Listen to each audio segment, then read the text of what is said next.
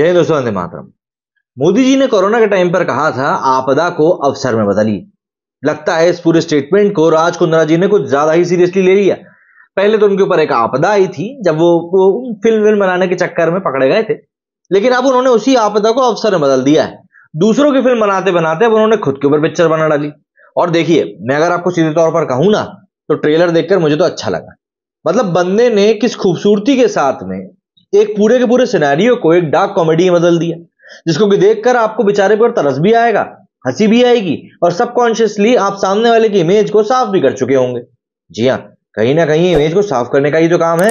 लेकिन क्या आपको पता है, शिल्पा शेट्टी के पति के नाम से मशहूर राज कुंद्रा सिर्फ एक किसी मामले में दोषी नहीं है, बल्कि उनके ऊपर अतीत में कई सारे आरोप लग चुके हैं। अब आरोप से मेरा मतलब ये नहीं कि उनको जेल ही हो गई, लेकिन हाँ, कई सारे मामलों में उनका नाम रहा कहा कर आ ही चुका है। इस वीडियो में हम लोग उन सभी चीजों के बारे में जानने वाले हैं। लेकिन बॉलीवुड एक्ट्रेस शिल्पा शेट्टी के पति राज कुंद्रा की जिंदगी मतलब ये चीज माननी पड़ेगी कि पोर्नोग्राफी केस में फंसने के बाद से पूरी तरह बदल गई। पिछले एक साल में उनको सार्वजनिक जगहों पर चेहरे पर मास्क में देखा जा रहा है। वो हर जगह अपना मुंह छिपाकर रखते थे, लेकिन अब जब उनकी फिल्म रिलीज हो रही है तो उन्होंने मास्क हटा दिया है। अपनी फिल्म यूटी 69 के ट्रेलर लॉन्च के मौके पर लंबे समय के बाद लोगों ने उन्हें बिना मास्क के देखा। अश्लील फिल्में बनाने के आरोप में राज मुंबई के आर्थर रोड जेल में 64 दिनों तक रहे थे। जेल में एक मुजरिम के साथ जिस तरह से सलूक किया जाता है, राज के साथ वैसा ही हुआ था। फिल्म के ट्रेलर में इसकी एक झलक भी देखने को मिली। शिल्पा शेट्टी से शादी से पहले राज कुंद्रा लंदन में रहकर बिजनेस करते थे। वहां उनका पश्मीना शॉल का कारोबार था। शादी के बाद जब मुंबई आए तब उन्होंने कई दूसरे बिजनेस में अपनी किस्मत आजमाई। उन्होंने हॉस्पिटल फ्रेंचाइजी, क्रिकेट फ्रेंचाइजी के साथ साथ प्रोडक्शन हाउस में भी निवेश किया। लेकिन कोरोना के समय में जब लॉकडाउन लगा तब उनके प्रोडक्शन कंपनी एरोटिक फिल्मों को शूट करने लगी। इसी दौरान उन पर अश्लील फिल्में बनाने का आरोप भी लगा। इस मामले में पहले वेब सीरीज गंदी बात फेम एक्ट्रेस गहना वशिष्ठ को मुंबई पुलिस ने गिरफ्तार किया था। गहना पर आरोप था कि वे पोर्न वीडियो शूट करके वेबसाइट पर अपलोड किया करती थी। गहना से पूछताछ के दौरान पुलिस को राज कुंद्रा के खिलाफ कई सारे सबूत भी मिले, लेकिन क्राइम ब्रांच ने जल्दबाजी किए बिना इस केस की तह तक जाना उचित समझा।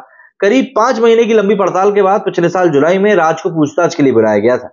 इसके बाद मुंबई पुलिस ने उनको गिरफ्तार कर लिया और पुलिस ने उनके ऊपर अश्लील फिल्म बनाने और उन्हें मोबाइल ऐप्स पर दिखाने का सनसनीखेज आरोप लगाया। पुलिस का कहना था कि राज कुंद्रा पोर्नोग्राफी रैकेट के मुख्य साजिशकर्ता है। इसके बाद उनको गिरफ्तार कर जेल भेज दिया गया, लेकिन 21 सितंबर 2021 को कोर्ट ने राज को 50,000 के मुचलके पर जमानत दे दी। आपको बता दूं, ये कोई पहला मामला नहीं है जब राज कुंद्रा विवादों में आए। इससे पहले भी उनको कई सारे मामलों में आरोपी बनाया जा चुका है। हालांकि कभी किसी मामले में उनको जेल नहीं हुई, लेकिन पोर्नोग्राफी केस में उनके साथ पूरे परिवार की बदनामी हुई। तो चलिए जरा जान लेते हैं इस मूवी रिव्यू के बहाने कि राज कुंद्रा के ऊपर और किस प्रकार के आरोप लगे। मतलब मुझे किसी एंगल से नहीं लगता कि अब स्पॉट फिक्सिंग राजस्थान रॉयल्स वाला मामला भूल गए होंगे। Businessman Raj Kundra real estate, mining, entertainment, sports, stock market, gaming और हॉस्पिटैलिटी सहित कई बिजनेस में जुड़े हुए हैं। ब्रिटेन से लेकर इंडिया तक उनका कारोबार चलता है। यहां तक कि फिल्म इंडस्ट्री और स्पोर्ट्स में भी उनकी कंपनी निवेश करती है। बात है साल 2009 की, जब उन्होंने अपनी पत्नी शिल्पा शेट्टी के साथ मिलकर आईपीएल टीम राजस्थान रॉयल्स खरीदी थी। साल 2013 के बाद स्पॉट फिक्सिंग केस में उनका नाम आया। उन्होंने दिल्ली पुलिस की पूछताछ में कबूल किया कि उन्होंने अपनी टीम के साथ बेटिंग करके कई बड़ी रकम गंवाई। सुप्रीम कोर्ट ने उन पर क्रिकेट मैचों के दौरान मौजूद रहने पर आजीवन प्रतिबंध लगा दिया था। इसके अलावा पूनम पांडे के साथ भी इनका एक केस रहा है। मॉडल और एक्ट्रेस पूनम पांडे ने राज कुंद्रा पर आरोप लगाया था कि उनकी कंपनी ने उनकी तस्वीरों का गलत इस्तेमाल किया। इसको लेकर पूनम पांडे ने बॉम्बे हाईकोर्ट का दरवाजा खटखटाते हुए राज और उनके एक सहयोगी सौरभ कुशवाहा के खिलाफ शिकायत दर्ज कराई थी। पूनम का कहना था कि उनके बीच एक कॉन्ट्रैक्ट हुआ था जो पेमेंट में गड़बड़ी की वजह से खत्म करना पड़ा था। वहीं राज कुंद्रा और सौरभ ने आरोपों को सिरे से खारिज कर दिया था। राज कुंद्रा ने कहा था कि उनका इससे कोई लेना देना नहीं है, क्योंकि जिस कंपनी पर अश्लील वीडियो बनाने का आरोप लगा है वो उन्होंने बहुत पहले ही छोड़ दी। इसके अलावा मलोटिया फ्रॉड केस के बारे में भी आप लोगों ने सुना ही होगा। महाराष्ट्र पुलिस ने साल 2017 में एक कपड़ा कंपनी से धोखाधड़ी करने के मामले में शिल्पा शेट्टी और राज कुंद्रा के खिलाफ केस दर्ज किया था। महाराष्ट्र के भिवंडी में एक कपड़ा कंपनी के मालिक ने शिकायत दर्ज कराई थी कि राज और शिल्पा ने उनसे 24 लाख रुपए लिए थे, लेकिन निश्चित समय के बाद उसे संबंधित कंपनी को वापस नहीं किया। यह पैसा एक बिग डील्स नाम की कंपनी के जरिए लिया गया था, जिसके निदेशक शिल्पा और राज है। कंपनी ने टीवी विज्ञापनों के जरिए मलोटिया टेक्सटाइल्स की तरफ से चादरों की बिक्री के लिए ग्राहकों से पैसे एकत्र किए थे, लेकिन इसे कंपनी को दिया नहीं गया।